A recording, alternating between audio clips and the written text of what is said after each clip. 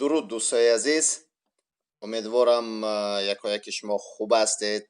امیدوارم در لب‌های شما همیشه خنده است و یک شعر زیبا از مهدی مختارزاده برای شما قرائت میکنم، مخصوص برای مخلصای کانال وارخ تیوی. باران که شده مپرس این خانه کیست، باران که شده مپرس این خانه کیست، سقف حرم و مسجد و میخانه یکیست. باران که شده پیاله ها را نشمار، جام و قدح و کاسه و پیمانه یکیست.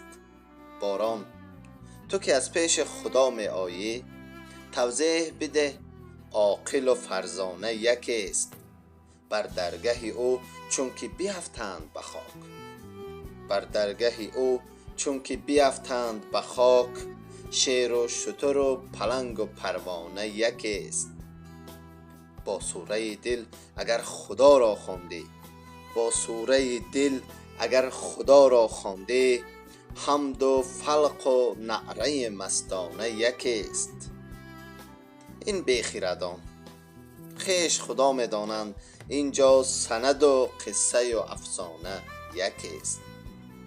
از قدرت حق هرچی گرفتند به کار، در خلقت حق رستم و مریانه یکیست.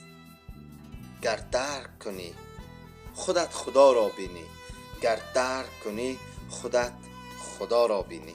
درکش نکنی کعبه و بتخانه یکیست، درکش نکنی کعبه و بتخانه یکیست.